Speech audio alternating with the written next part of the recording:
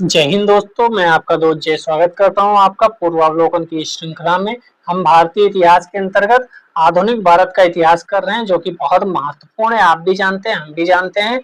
आज third class है, जिसमें हमें गवर्नर जनरल वाइसराय करने हैं। तो बिना समय गवाते हुए शुरू करते हैं आज का लेक्चर, जो कि बहुत ही महत्वपूर्ण है। यहाँ से क्वेश्चन कंपल्सरी है आना, कभी कभी एक से ज्यादा भी क्वेश्चन आ जाते हैं। ठीक है, आपको क्या करना है, पहले आंसर देना है। अगर आप आंसर दे देते हैं सही तब तो बढ़िया, वरना आपका रिवीजन करना चाहिए। पहला क्वेश्चन आपके स्क्रीन पर, अगर आपको दिक्कत हो तो यहाँ पर सेटिंग में जाकर उसकी जो क्वालिटी है उसको बढ़ा सकते हैं। 720 पे कर लीजिए या 480 पे कर लीजिए, आपको बेटर चीजें मिलने लगेंगी। निम्नलिखित कथनों पर विचार कीजिए। रॉबर्ट क्लाइव बंगाल के प्रथम गवर्नर जनरल थे। नंबर 2 कह रहा है विलियम बेंटिक भारत के प्रथम गवर्नर जनरल थे। कौन सा सही है? केवल एक, केवल दो, एक और दो दोनों, ना तो एक ना तो दो। तो इसका दोनों आंसर सही है। 1774 में वारेन हेस्टिंग्स जो थे वो बंगाल के प्रथम गवर्नर जनरल नियुक्त हुए। आफ्टर प्लासी का युद्ध हुआ, उसके बाद ये सब चीजें हुई, फिर वारेन हेस्टिंग्स को भेजा गया।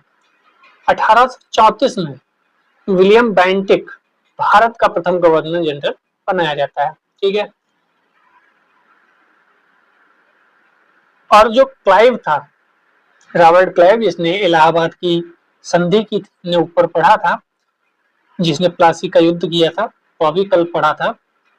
बंगाल का पहला गवर्नर नियुक्त किया गया। तो तीनों नाम याद रखिएगा कौन कौन से, वारेन हेस्टिंग्स, विलियम बेंटिक और रॉबर्ट क्लाइव। सबसे पहले रॉबर्ट क्लाइव, फिर आएंगे वारेन हेस्टिंग्स और फिर आएंगे विलियम बेंटिक। ठीक है, 2 बार विलियम बेंटिक आया था, ये भी ध्यान रखिएगा।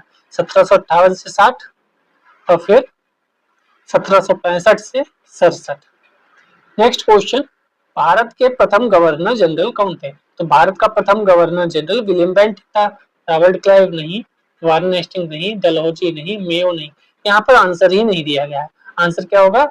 विलियम बेंटिक होगा। बेंटिक बी ऑप्शन में नहीं बता रहा हूँ, बेंटिक बी से नाम बता रहा हूँ। ठीक, नेक्स्ट, भारत का प्रथम गवर्नर जनरल, तो यहाँ भी बेंटिक है कहीं? नहीं है, नहीं है, नहीं, नहीं है। तो इसका आंसर होगा ई आंसर। ठीक है, निम्नलिखित घटनाओं पर विचार कीजिए। 4th नंबर क्वेश्चन है, क्लाइव का पुनः भारत आगमन। पुनः कह रहा है, इसका मतलब जो दूसरी बार आया होगा उसकी बात की जा रही है। तो ये कब आया था? दूसरी बार आया था 1765 में। ठीक है, इलाहाबाद की संधि करने आफ्टर बक्सर का युद्ध। इलाहाबाद की संधि जब आया तभी तो की, इलाहाबाद की संधि की 1765 में ही थी, लेकिन आया तो उसके बाद की। तो इसके बाद ये वाला आएगा, ये तो कंपलसरी है।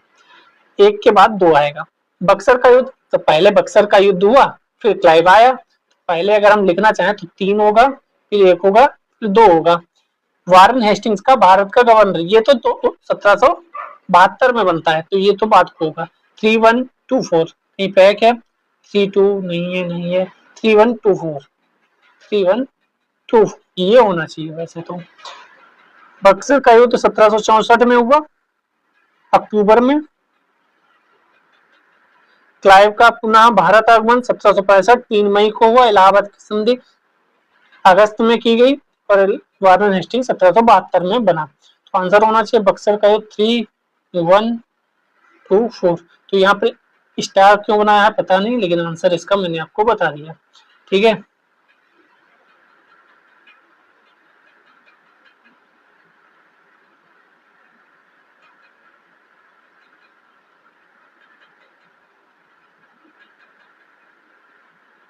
अच्छा सर, यहाँ पर जो दिक्कत है वो ये है कि गवर्नर बना, गवर्नर जनरल बना था, लेकिन भारत का नहीं बना था। ये चीजें थोड़ी हैं, वह दिक्कत वाली है। बंगाल का गवर्नर बना था, ना कि भारत का। ठीक है, बंगाल का गवर्नर बना था, इसीलिए इसमें डाउट था, इसीलिए इसको स्टार लगाया गया। ठीक है, हालांकि इसमें कोई दिक्कत उतना ज्यादा इशू वाली चीजें नहीं है। नेक्स्ट क्वेश्चन पे चलते हैं। 5th नंबर क्वेश्चन, निम्न में से कौन सा कथन सही नहीं है? नहीं है पूछा गया है। क्या पूछा गया है? नहीं है। नंबर 1, जन प्रशासन की नींव वारेन हेस्टिंग्स द्वारा मजबूती से रखी गई, जिस पर ऊपरी संरचना कार्नवालिस ने की थी। इसकी बात कर रहे हैं, जन प्रशासन की बात कही गई। ईस्ट इंडिया कंपनी की असैनिक और सैनिक सुधार करने का श्रेय क्लाइव को था। विलियम बेंटिक सबसे बड़े ब्रिटिश शासकों में से एक था क्योंकि उसने भारत में ब्रिटिश साम्राज्य को संग्रहित किया। तो यहाँ बेंटिक की बात कर रहा है। डलहौजी ने द्वितीय सिद्धांत के आधार पर ब्रिटिश साम्राज्य में समृद्ध क्षेत्र जोड़े। कौन सा सही नहीं है पूछा गया है, तो इसका सी वाला आंसर जो है वह सही नहीं है। ठीक है, सी वाला क्यों सही नहीं है? बेंटिक नहीं था बल्कि कौन था? इतना बड़ा लंबा चौड़ा लिखा है, आप इसको पॉज करके पढ़ लीजिएगा तो आपको सारी चीजें पता चल जाएंगी। बेंटिक के बारे में, डलहौजी के बारे में और क्लाइव के बारे में, सबके बारे में यहाँ पर दिया है। कॉर्नवालिस, हेस्टिंग्स, इसको आप एक बार गो थ्रू हो जाइएगा। मेन बात आपको बता दूं, जो व्यक्तिगत का सिद्धांत था डलहौजी के द्वारा, क्रोनोलॉजी का भी वो कबार पूछ लिया जाता है। तो सबसे पहले सतारा, फिर जैतपुर और संभल साथ में, फिर 1850 में बघाट, 52 में उदयपुर, झांसी, नागपुर, आफ्टर डेट अवध। ये क्रोनोलॉजी याद रखिएगा, क्वेश्चन कई बार यहाँ से कई एग्जाम्स में पूछा गया है। 6 नंबर क्वेश्चन आपके स्क्रीन पर, भारत में ब्रिटिश साम्राज्य का संस्थापक कौन था? संस्थापक की बात की गई है तो संस्थापक वही था जिसने इलाहाबाद की संधि कराई थी, जिसने प्लासी का युद्ध लड़ा था, जिसने कर्नाटक का युद्ध लड़ा था, क्लाइव। ठीक है, क्लाइव के नेतृत्व में प्लासी की लड़ाई हुई, इसलिए उसको संस्थापक माना जाता है। 7 नंबर क्वेश्चन, अंग्रेजों के विरुद्ध बनारस विद्रोह का नेतृत्व किसने किया था? बनारस विद्रोह, देखो ARO 2021 में आया है प्री में, बनारस विद्रोह। तो बनारस विद्रोह किया था राजा चेत सिंह ने 1781 में। इस समय गवर्नर जनरल कौन था? तो वारन हेस्टिंग्स था। 8 नंबर क्वेश्चन पे चलते हैं, कलकत्ता में एशियाटिक सोसाइटी की स्थापना के समय बंगाल का गवर्नर जनरल कौन था? ऐसे कई क्वेश्चन पूछा है। इंडियन नेशनल कांग्रेस, कांग्रेस की स्थापना के समय गवर्नर कौन था? जब सेंसस हुआ, जब सेंसस का मतलब जनगणना हुई, तो सबसे पहली जनगणना किसने कराई थी? और ये क्वेश्चन बन सकता है जनगणना किसने कराई थी, क्योंकि आप देखें इस समय भी जनगणना वाली बातें हो रही, तो करंट में जो चीज है उसको इतिहास से कनेक्ट करके चीजें दे दी जाएंगी। तो यहाँ पूछा एशियाटिक सोसाइटी की स्थापना के समय कौन था? तो वारन हेस्टिंग्स ही था, उसकी कहानी चल रही है अभी। 1784 में होती है एशियाटिक सोसाइटी की स्थापना, वारन हेस्टिंग्स उस समय था। वारन हेस्टिंग्स का कार्यकाल 74 से 85 तक था। इसके बाद कार्नवालिस आता है। ठीक है, सुरक्षा प्रकोष्ठ की नीति संबंधित थी। सुरक्षा प्रकोष्ठ या घेरे की नीति, घेर लो चारों तरफ से, वो नीति किसकी थी? तो वारन हेस्टिंग्स की थी।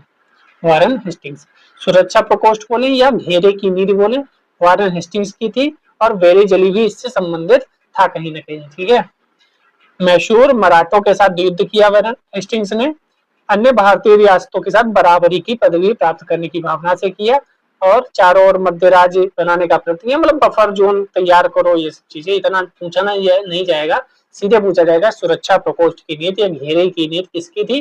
तो वारन हेस्टिंग्स की थी।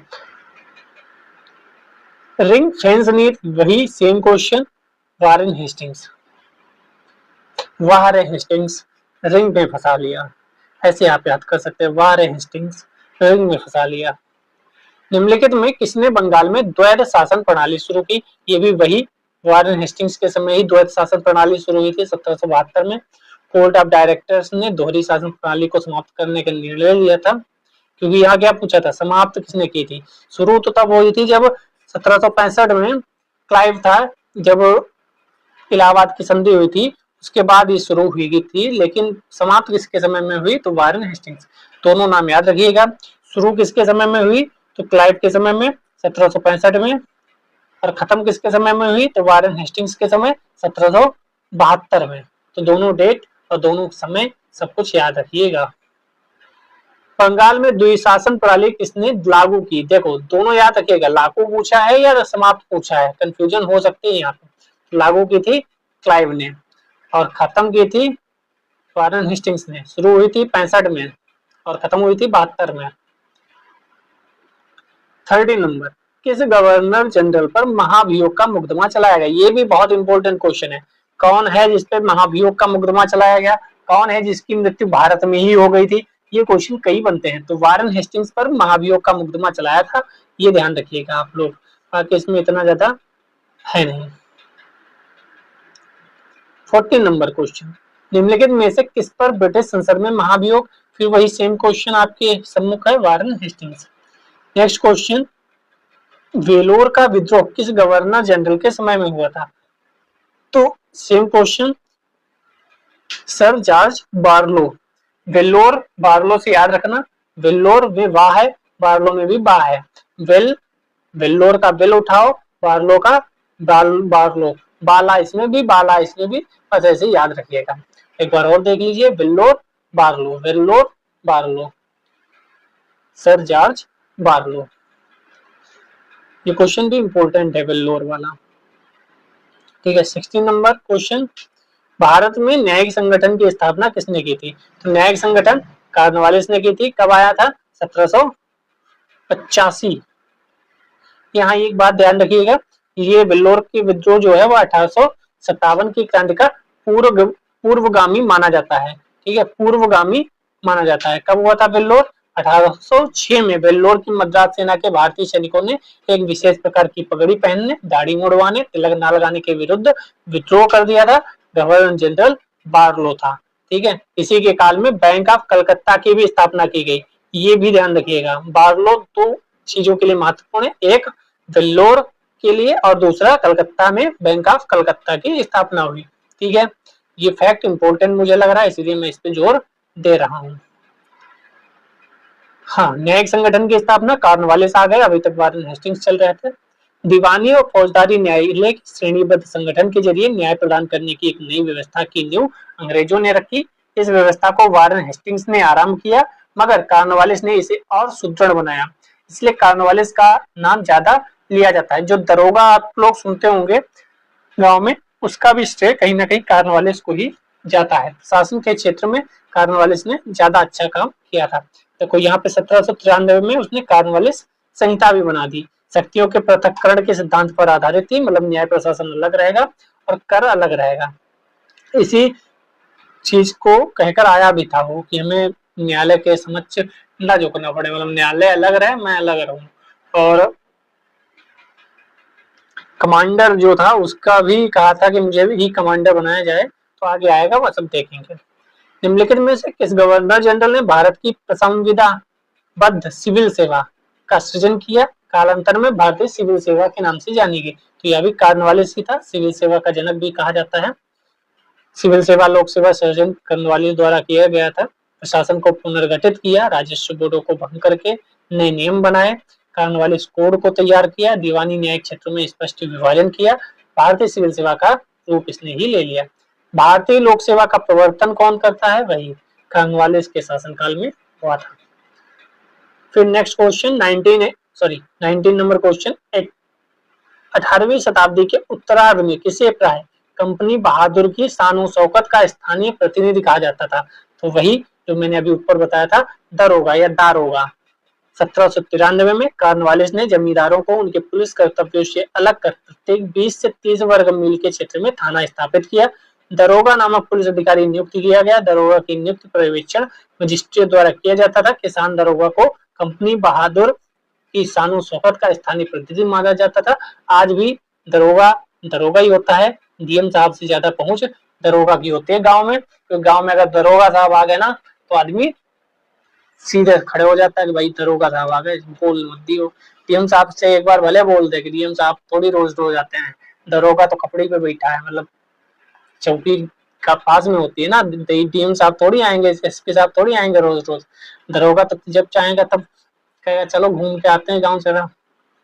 तो आज भी गाँव में आप देखे होंगे, आप भी जानते हैं, दरोगा, लेखपाल, कानून गो, इनका जो जलवा है वो ज्यादा है इस समय क्या कभी भी इनका जलवा हमेशा गांव में ज्यादा ही रहा। कॉर्नवालिस की कब्र कहाँ स्थित है, यही मैं बोल रहा था, कौन यहाँ मरा है उसका भी ध्यान रखिएगा, और किस पर महाभियोग चला वह भी ध्यान रखिएगा। तो गाजीपुर में, उत्तर प्रदेश के ही गाजीपुर में इसकी कब्र है। 1786 से 93 तक, और फिर 1805 से 1805 तक, यानी 30 जुलाई से 5 अक्टूबर, कम समय के लिए आया था। बंगाल का गवर्नर जनरल रहा, यानी ये भी 2 बार आया था, ये भी ध्यान रखिएगा। भारत में इस्तमरारी अथवा स्थायी बंदोबस्त भी इसी ने लागू किया था, यह भी ध्यान रखिएगा। न्यायिक संहिता भारतीय लोक सेवा का प्रवर्तक, बहुत कुछ इसने किया था। अंततः 5 अक्टूबर 1805 को गाजीपुर में मृत्यु हो गई, वहीं इसकी कब्र। तो शुरुआती दो लोगों को याद रखो, एक हेस्टिंग्स था, उस पर महाभियोग चला, दूसरा ये कॉर्नवालिस था, इसकी यही मौत हो गई। ठीक, ये दोनों स्टार्टिंग के दो थे गवर्नर जनरल। नेक्स्ट आते हैं वेलेजली, क्योंकि अब ये निपट गया। तीसरे आए हैं वेलेजली। वेलेजली द्वारा लागू की गई सहायक संधि व्यवस्था के बारे में निम्नलिखित में से कौन सा कथन लागू नहीं होता? नहीं पे जरूर सर्कल बनाइएगा वरना फंस जाएंगे। नंबर 1, दूसरों के खर्च पर एक बड़ी सेना बनाए रखना। नंबर 2, भारत को नेपोलियन के खतरे से सुरक्षित रखना। कंपनी के लिए एक नियत आय का प्रबंध करना। भारतीय रियासतों के ऊपर ब्रिटिश सर्वोच्चता स्थापित करना। तो सी जो था, कंपनी के लिए एक नियत आय का प्रबंध करना, ये नहीं था, बाकी तीनों थे। ये थोड़े दिन बाद दिमाग में आएगा कि भाई हमने गलती कर दी स्थायी बंदोबस्त लगा के, ठीक है, सॉरी, नियत आय का प्रबंध करना, हाँ ये तो स्थायी बंदोबस्त पहले ही हो गया था, नियत प्रबंध तो पहले ही हो गया था, तो ये कहां से करेगा? ठीक है। 22 नंबर क्वेश्चन, वेलेजली की सहायक संधि को स्वीकार करने वाला पहला मराठा सरदार कौन था जिसने वेलेजली की सहायक संधि स्थापित कर ली? तो पहली बात तो आपको ये ध्यान रखनी है कि सहायक संधि किसकी थी? तो वेलेजली की थी। पहला क्वेश्चन तो यही याद रखो। दूसरा, पेशवा बाजीराव तृतीय जो थे, उन्होंने सबसे पहले मराठा सरदार थे जिन्होंने सहायक संधि को स्वीकार किया। ठीक है, 60 क्वेश्चन आज हमें करने हैं। दौलतराव सिंधिया और जसवंत होलकर दोनों पूना में अपने को सर्वश्रेष्ठ प्रदर्शित करना चाहते थे। बाजीराव द्वितीय सिंधिया का साथ दे रहे थे। 1801 ईस्वी में जसवंत के भाई की हत्या कर दी गई। जसवंत होलकर की सेना ने पूना पर आक्रमण कर पेशवा और सिंधिया की संयुक्त सेना को परास्त कर दिया। बाजीराव द्वितीय ने भागकर बसीन में शरण ली। कहां? बसीन में। 1802 को अंग्रेजों ने बसीन की संधि, इसीलिए मैंने हाईलाइट किया क्योंकि ये बसीन की संधि बहुत आती है एग्जाम में। कब हुई थी? 1802 में। किसके बीच? बाजीराव द्वितीय और अंग्रेजों के बीच। संधि के अनुसार पेशवा बाजीराव द्वितीय ने अंग्रेजों की संरक्षकता स्वीकार कर ली। यह संधि मराठों द्वारा अंग्रेजों के साथ की गई प्रथम सहायक संधि थी, इसीलिए इंपॉर्टेंट भी है। 23 नंबर क्वेश्चन देखते हैं। 1802 की बसीन की संधि पर हस्ताक्षर किसके मध्य हुए थे? तो वही सिंपल क्वेश्चन, बाजीराव द्वितीय और अंग्रेजों के मध्य। बाजीराव द्वितीय। सहायक संधि को स्वीकार करने वाला पहला शासक कौन था? अब यहाँ पर पहला शासक पूछा है तो अवध का नवाब। यहाँ पर पहला शासक पूछा, मराठों का पहला शासक पूछे या मराठों का पहला राजा पूछे तो हम बाजीराव द्वितीय को बताएंगे, जबकि ओवरऑल पूछेगा पहला शासक कौन था तो अवध का नवाब जो था वह पहला शासक था जिसने सहायक संधि स्वीकार कर ली थी। ठीक है, 1765 ईस्वी में अवध से की गई थी सहायक संधि। ठीक है, यदि प्रश्न में वेलेजली की सहायक संधि को स्वीकार करने वाले प्रथम राज्य के बारे में पूछा जाए तो उत्तर हैदराबाद होगा। तीनों क्वेश्चन ध्यान से समझ लीजिए। अगर पूछे कौन राज्य था तो हैदराबाद। ठीक है, यहाँ क्या पूछा था? सहायक संधि को स्वीकार करने वाला पहला शासक तो अवध। मराठा, यहाँ पूछा था मराठा सरदार कौन था जो सहायक संधि स्वीकार करता है तो बाजीराव द्वितीय। 3 क्वेश्चन हो गए, तीनों को क्लियरली आप समझ लीजिएगा। अगर पूछे कि स्टार्टिंग में कौन यूरोपीय था जिसने सहायक संधि को लागू किया तो वह डुप्ले था। ये जो काम था वो डुप्ले का दिमाग का था, बाद को वेलेजली ने इसको एक्सेप्ट कर लिया। ठीक है, प्रथम यूरोपीय कौन था? डुप्ले। संभवतः मतलब इसलिए लगाएगा क्योंकि उतनी ज्यादा प्रमाण नहीं है जितनी ज्यादा वेलेजली के हैं। ठीक है, बाकी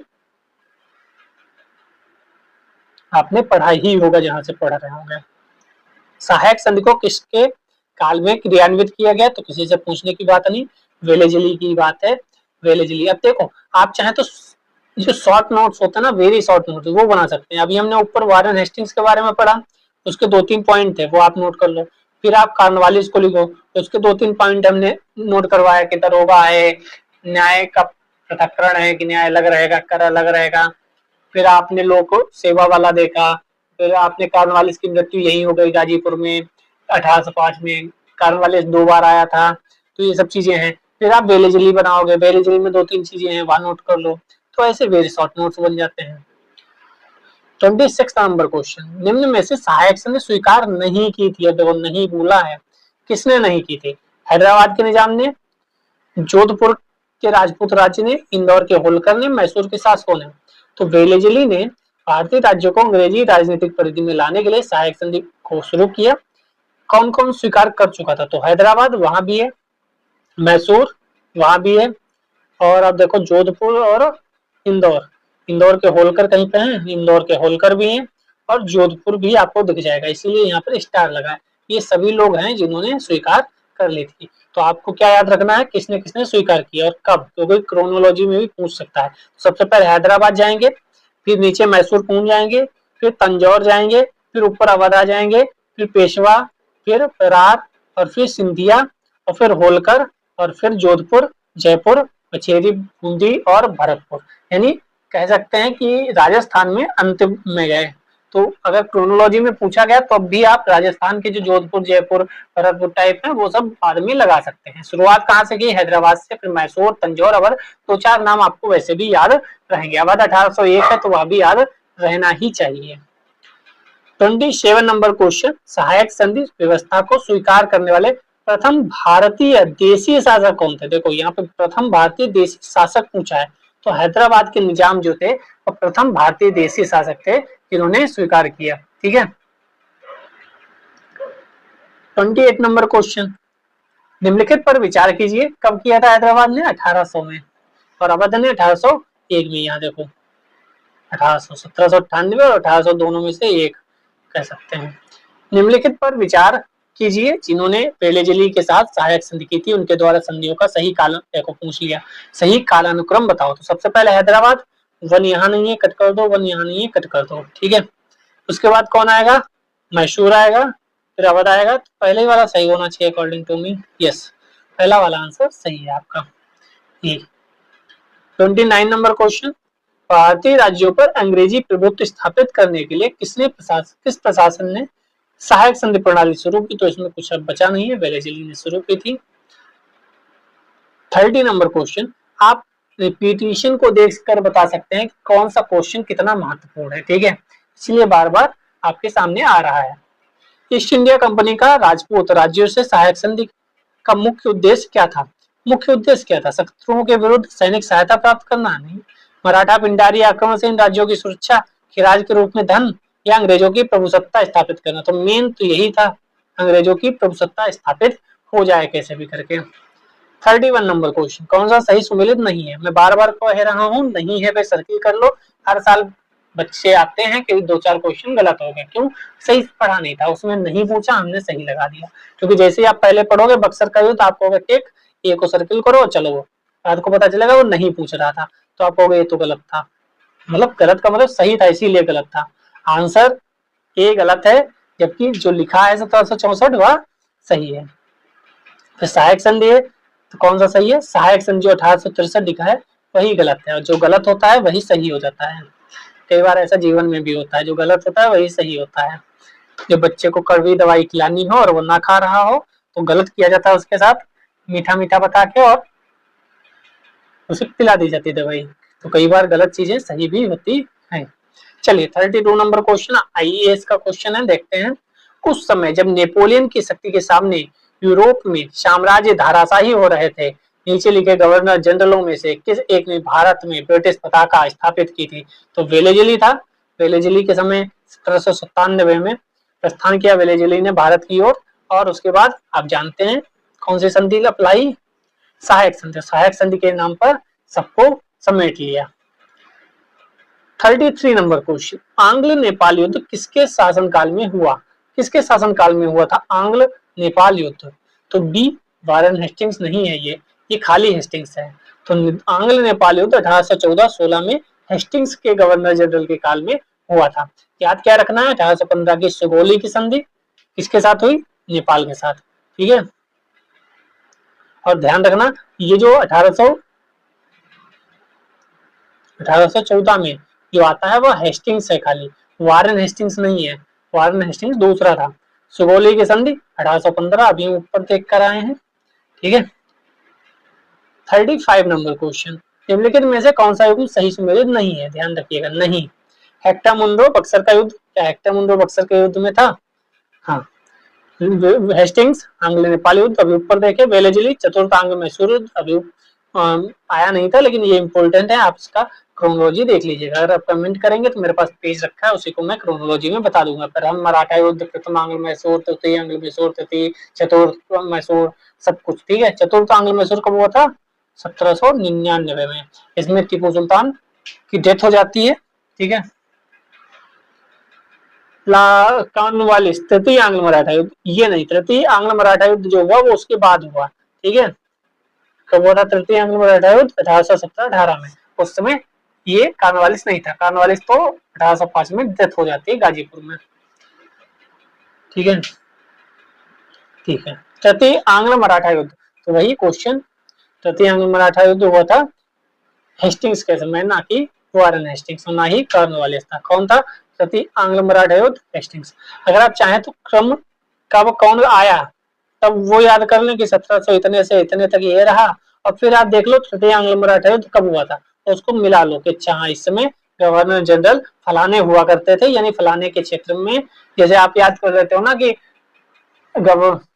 पीवी नरसिम्हा राव जी की सरकार कब तक रही, अटल बिहारी वाजपेयी जी की सरकार कब तक रही, फिर आप पूछते हो, कोई पूछता है कि कारगिल युद्ध कब हुआ था, आपको पता है फलानी डेट को हुआ था, यानी उसमें अटल बिहारी वाजपेयी जी की सरकार थी। और ग्लोबलाइजेशन, प्राइवेटाइजेशन, ये सब कब हुआ था, उदारवादी चरण कब आए थे, तो वह जब आए थे तो पीवी नरसिम्हा राव जी की सरकार थी, ठीक है।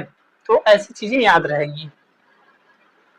सर थॉमस मुनरो किन वर्षों में मद्रास के गवर्नर रहे थे? वो शायद डायरेक्ट पूछ लिया गया, तो अगर आपको याद रहेगा क्रोनोलॉजी में कि पहले ये वारेन हेस्टिंग्स, फिर कॉर्नवालिस, फिर वेलेस्ली, फिर ये, फिर वो, और डेट भी याद रखो, क्योंकि आप जब इधर आएंगे ना 1900 के आसपास, इसके बाद 4 साल 5 साल का ही टेन्योर रहता था सबका, तो उधर याद करना आसान भी है, और कुछ है जो याद करने योग्य है, बाकी नहीं।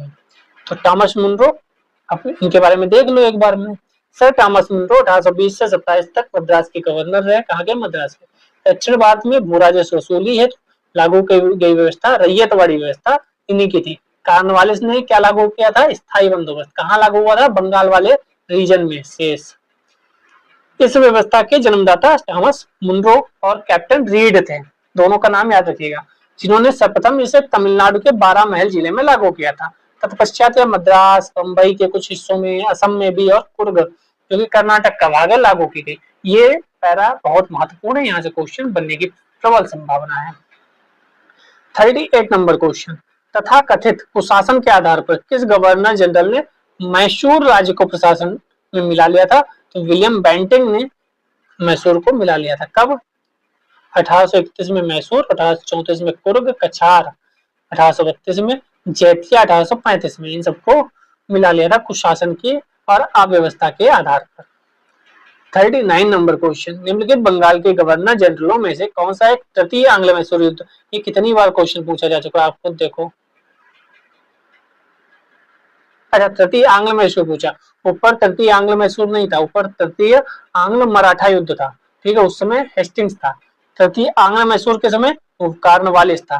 कब हुआ था? 1790 से 1792 में संधि हुई थी, वह भी याद रखिएगा, टीपू के बीच, अंग्रेज और टीपू के बीच श्रीरंगपट्टनम की संधि, ये भी बहुत महत्वपूर्ण है।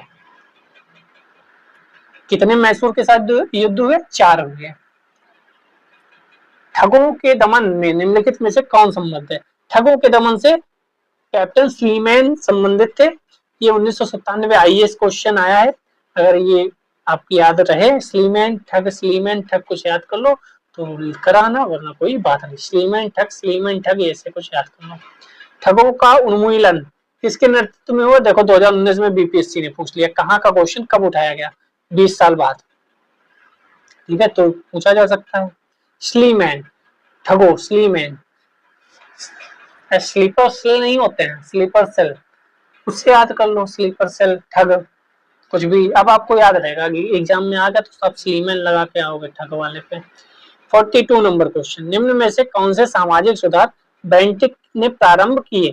सती प्रथा का उन्मूलन तो किए ही था, ठीक है, बाकी 1 to 4 सही है। सती प्रथा, दास प्रथा और ठगों के संगठित गिरोहों का दमन।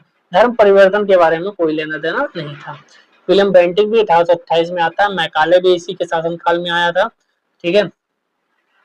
दास प्रथा के उन्मूलन का प्रावधान, सती प्रथा तो सबसे ज्यादा महत्वपूर्ण है 1829 में, 1833 में दास प्रथा वाला, ठीक है, बहुत ज्यादा महत्वपूर्ण चीजें हैं। सती प्रथा पर पाबंदी किसने लगाई थी? फिर वही बेंटिंग ने लगाई थी। आसान क्वेश्चन है लेकिन कई बार पूछा गया है। किसके मतलब किसके प्रयासों से लगाई थी? तो वह भी नाम याद रखिएगा, राजा राम मोहन राय। राजा राम मोहन राय को राजा का टाइटल किसने दिया था? तो अकबर ने दिया था। वह वाला अकबर नहीं जो आप जानते हैं, अकबर द्वितीय हुआ है, उसने दिया था। ठीक है, तो आप कुछ भी पढ़ते समय लिंक भी करते रहिए। राजा राम मोहन राय को राजा का टाइटल अकबर द्वितीय ने दिया था। ठीक है, सती प्रथा में इनका संबंध था, इन्होंने प्रयास किया तो लागू हुआ। 44 गैर कानूनी किसने घोषित किया? बेंटिंग ने। 45 नंबर क्वेश्चन, विलियम बेंटिक के द्वारा सती प्रथा किस वर्ष समाप्त की है? 1829 में। नेक्स्ट, हिल असेंबली प्लान किसके द्वारा आदिवासी उन्नति के लिए लाया गया था? तो क्लीवलैंड। अब लैंड आप समझ सकते हो, आदिवासी जंगल से याद रखो, वहां लैंड पे जंगल है, ठीक है, उसके चक्कर में चीजें होती रहती हैं, तो कुछ भी याद रखिए। क्लीवलैंड आदिवासी से आदिवासियों से संबंधित है। ठीक है, ठीक है। 47 नंबर क्वेश्चन, इनमें से किस वर्ष बंगाल से दासों के निर्यात को रोक दिया गया? बंगाल से दासों के निर्यात को 1789 में रोका गया। डी वाला सही होगा। झारखंड में क्वेश्चन पूछे जाते हैं ऐसे, उत्तर प्रदेश में कम पूछे जाते हैं। 48 नंबर क्वेश्चन, डलहौजी द्वारा अवध का अंग्रेजी राज्य में विलय कुप प्रशासन के आधार पर कि तुम चला नहीं पा रहे हो, हम अच्छे से चला लेंगे। तो 90, 91, 94 तो पास आ जाएगा 2025 या 2026।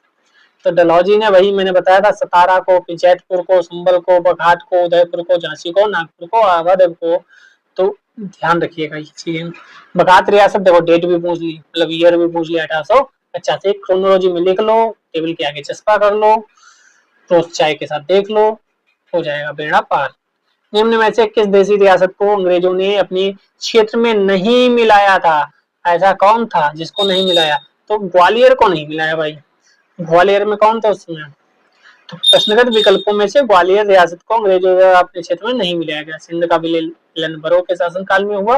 डलहौजी के काल में कुशासन के अवध को निपटा दिया गया। व्यक्तिगत सिद्धांत सतारा को निपटा दिया गया। ठीक है, ब्रिटिश साम्राज्य में अवध का विलय कब हुआ? ये तो कोई भूलने की बात है क्या? 1856 में हुआ। 1857 में तुरंत क्या हो गया? फिर कर लो कुशासन का रोक लगा लो। विलय का सिद्धांत के तहत किन राज्यों का विलय हुआ? तो सबका ही हो गया। अच्छा, कालानुक्रम जो मैंने बोला, कालानुक्रम याद रखिएगा। तो सबसे पहले किसका किया था? सतारा का। जी हाँ, सतारा का किया, तो इन दोनों को कट कर दो। फिर सतारा के बाद बघाट आता है, झांसी उदयपुर तो बाद में है, तो ये वाला आंसर सही हो जाएगा। ठीक है, कौन सा सुमेलित है? यहाँ देखो सुमेलित पूछा गया है, नहीं पूछा गया। तो कई बार क्वेश्चन ऐसे लगा के आपको लगेगा नहीं पूछा गया। कौन सा सुमेलित है? 49 में सतारा नहीं, 48 में था। 56 जो है अवध का विलय, यही सही सुमेलित है, बाकी सब गलत है। निम्नलिखित में से किसने विलय की नीति नियोजित एवं कार्यान्वित की? तो किसने विलय की नीति? तो डलहौजी ने। 55 ब्रिटिश द्वारा कुशासन का बहाना देकर, तो ये कोई पूछने की बात है? अवध क्वेश्चन ये है।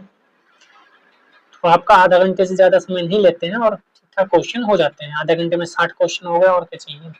भारत में ब्रिटिश शासन के दौरान निम्नलिखित राज्यों के विलय के क्रम को विचार कीजिए।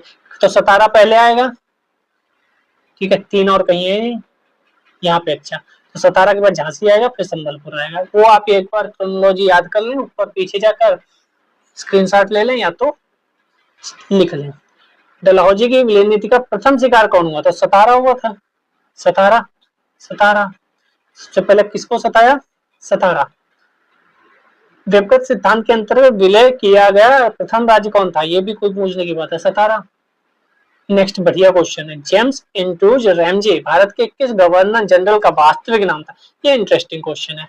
डलहौजी का ही नाम था James Andrews Ramsay, earl of Dalhousie भी कहा जाता था। ठीक है, 1848 में आता है और सबको मार विलय करते करते करते करते कुशासन के आधार पर, इस आधार पर, उस आधार पर अंग्रेजों द्वारा सिंध विजय संपन्न हुई। कब संपन्न हुई, किसके समय में? तो एलन बरो के समय में संपन्न हुई।